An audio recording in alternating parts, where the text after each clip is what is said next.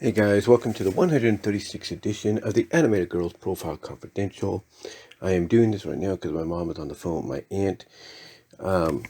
But today's edition, or this edition I should say, is going to be on a character that just debuted, and she has a long history, or interesting history, that basically, made her debut kind of be in limbo, but it happened this past weekend, and that is, of course, Beelzebub, or Bee, or Queen Bee, as she is known, who made her debut in the 8th episode of season 1. And this, of course, was an episode that, pretty much due to legal reasons, could not be shown until those legal reasons were ironed out. And thankfully, they were ironed out. But as I've said before in my review, not my review, but my thoughts on the episode itself, upon hearing what others have said and seeing clips here and there, as well as with a bit of my follow-up, people are going to have their opinions on the character. They're going to have their opinions on her. They're going to look at her as being maybe someone that is basically a farce, someone that's hiding her true intentions, like who she really is, because basically she is supposedly one of the rulers, if not one of the sub-rulers of the seven rings of the underworld. And in this ring, this realm is the gluttony one that she rules or semi-rules over. And basically, long story short, like I said, some people have their opinions that although she might appear nice and wants everybody to have a good time, that there is more to her, that there might be more to this character than what's being led on. However, others, probably more so than those that feel that way, others feel an opposite way. Others feel that, she is genuine. She is nice. She wants everybody to have a good time. She's willing to, help people, have a good time, give in to the gluttony, to kind of let loose after the hard work week, and just, be as wild and as crazy and fun loving as, they can be.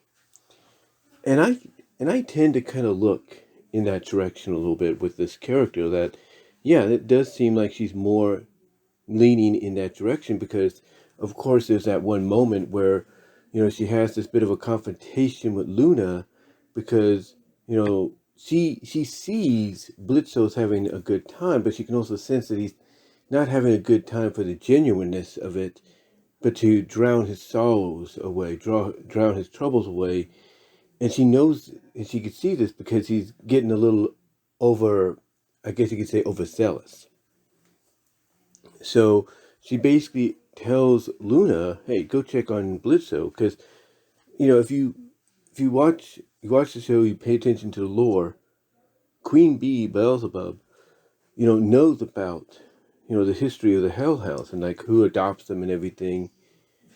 And obviously, hearing Luna supporting her dad when he's like in a drinking contest, with Queen Beelzebub, Queen Bee, if you will, hearing that she's shouting and cheering him on as being her dad and everything, obviously obviously she can tell again that, he's just, being overzealous to drown his troubles away. So what does she do? She has Luna go and check up on her and everything. And even getting to the point that she has to go into God tier mode, monstrous mode, if you will, Omega evolve, basically like Ultra evolution form, just to get Luna to do that. Because Luna doesn't want to do it at first, but then after, B gets in her face and everything, and then, Luna kind of sees how Tex is reacting to it. It's like, even because it looks like Vortex, who she has a thing for, kind of is like a little ashamed that she doesn't want to do that. That's only when she opens her eyes and realizes, you're right, I'll go check. She kind of swallows her pride, because she knows that what they're observing, what she's observing, Queen Bee is correct. So I think she does tend to lean herself more in that direction of of being very genuine and wanting people to have a good time, and also wanting to make sure those that seemingly are not having a good time do have a good time. Kind of drown away, like I say, those, well, not necessarily do it the way Blizzo was doing, but kind of just cast away those worries and everything that they've had during the week, and just have fun. Just let loose, and just be happy, at least for one night or one weekend. And again, I think that's why she tends to lean more in that direction of being very genuine in her character and her personality. Now, I will say that if there's one thing that might be a minus against her, it's the fact that she is revealed to be Vortex's girlfriend, which kind of does bring up a lot of questions, because of her hierarchy in the underworld. It's like, why is she dating Vortex, and yet we see in other instances Vortex is a bodyguard for this other pop singer that Blizzo used to date. It's like, and Vortex is supposed to be like below. It's like, that brings up a whole different can of worms. But it does seem like, just by the clips you're seeing, and what people are talking about, she genuinely does care and love Blizzo. She does. Rules be damned to her, honestly. Rules be damned to her. But yeah, she does honestly, genuinely, love Vortex. And she can kind of sense in a way that Luna feels the same way, but that Luna knows, hey, as a hellhound, and everything, you could be, you could find, basically she looks at the fact that, Luna does, like I said, Luna does have a thing for Vortex. And, she seems oblivious, but not so oblivious, because she's portrayed as sort of like I guess you could say a goddess, a ruler that's, genuine. She's nice, she's kind, but she also has she has a little bit of ADD, and a little self-absorbed, but not as much of like, so self-absorbed she thinks highly of it. She thinks she's better than everybody else and all that. No, she has a little self-absorbedness because of like, who she is and all that. But again, she also has that ADD to where it's like, her attention kind of like goes all over the place, but she does have a good heart from her appearance here. She does have a good heart. Now, her design, I will say, I like it. It's very, a lot of people, I mean, I think even Finn the Pony, who reviews Helluva Boss, I think even Finn the Pony, and along with others have pointed this out, her form does seem to be inspired. Her design seems to be inspired by JJ. JJ, in case you guys don't know, and I might do one on her soon, right down the line, and in addition to Matt Girl's Profile Confidential. JJ is an anthropomorphic blue fox who was introduced to everybody courtesy of VisiPop. When VisiPop did an animated, very well done animated fan video around Kesha's, Die Young song.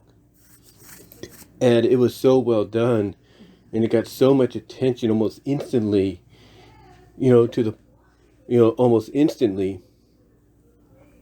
the point, like I said, it got so much attention instantly to the point that it caught the attention of Kesha herself. And this episode in which she debuted in, this Queen Bee character, basically made VisiPop's career come full circle, because Kesha voices Queen Bee. But the catch is the Cotton Candy song you hear Queen Bee singing, it's written by Kesha, but it ain't sang by Kesha.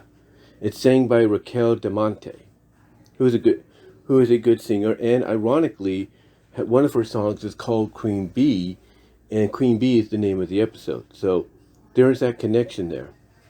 There's that connection there and everything. But yeah, Kesha voices Beelzebub, Queen Bee, or Bee, if you will. But she doesn't, and she wrote the song, like I said, called Cotton Candy, but she doesn't sing it. And the reason she doesn't sing it is because of obviously some legal issues, the very same legal issues, a lot of assuming, that kept this episode from debuting a lot sooner than it should have. But, but overall though, after all that, I have to say the introduction of this character is one of the rules, the semi-rules of the underworld, is definitely worth the wait. And obviously, again, you could tell whether or not Vizzy Pop decides to go in a different direction and add a twist, you can tell she's one of those rulers that's not going to look down upon her people. She's not going to look down upon anybody and everything. And she just wants everyone to have a good time, everyone to have fun. And it's willing to go out of the way to say, hey, you need anything? I can get you this and all that. She's willing to help out. She's willing to help out, and she's willing to call people out, like Luna, for not doing the right thing. So yeah, again, going back to what I said earlier, she does seem to lean more in the direction of being a very genuine, kind person that has a little bit of ADD and a little bit of self-absorbedness, but has a good heart. And then, like I said, her design, as you could see, I thought is great, very JJ inspired. Has a little bit of a hybrid of a fox, which JJ's character was, but also has that hybrid of fox and bee and fly in there, and all that. Very, very well good design. Very well good design, I should say. Very, it's a design that, honestly, I even said this at the end of my at the end of my initial video where I talked about this. I said that if Vivipop can do an episode or do an animation when bringing this character back, to where, if she could, have, Queen Bee melt into a puddle and everything because her tails and her ears are very honey-like, liquidy-like, and all that, as well as her tummy melt into. If she can do that to have her melt into a puddle of honey, and all that, that would be great to see, because that would show, in my opinion, how powerful she is, to where she can look anthropomorphic and do all this, go into guard tier mode, but if she wants to really relax, she could just go gooey, if you will. It'd be something to see. Now, some people have said that, despite the fact that we saw her here, we may not see her as much, going forward, because one, the animation for her, especially with the hair and the tail, is a nightmare to do. But as I've mentioned before, I think with the hair and the tail, if you save that file, that animation file, that effects file, into your software, it's not going to be that hard to, bring back up or redo for another appearance. The other reason that they feel we may not see her for that much any longer, at least for the time being, is because of, Kesha. Kesha is, of course, a very well-renowned singer, songwriter, semi-actress that is expensive to get. I mean, they talked about one of the characters they had before, I think his name was Stryker, being voiced by one of the lead actors from The Walking Dead, and they had to recast Stryker's that later on when Stryker reappeared, they had to recast the voice because the original actor they got from The Walking Dead was too expensive to bring back. So, yeah, so obviously, they feel that, we won't see Queen Bee again unless they're able to either get the money to bring Kesha back or find somebody that sounds just like Kesha. Just like with Raquel DeMonte, who did the Cotton Candy song, who sang it, made a good impression, or did a good job of sounding like Kesha singing it, basically making it hard to identify the difference. That's kind of probably what they'll have to do voice-wise for Queen Bee in the future, is find somebody that sounds like Kesha to voice her along the way. I mean, they could bring in Raquel DeMonte, and she might be she might cost less to get than Kesha, but, we'll see. Overall, though,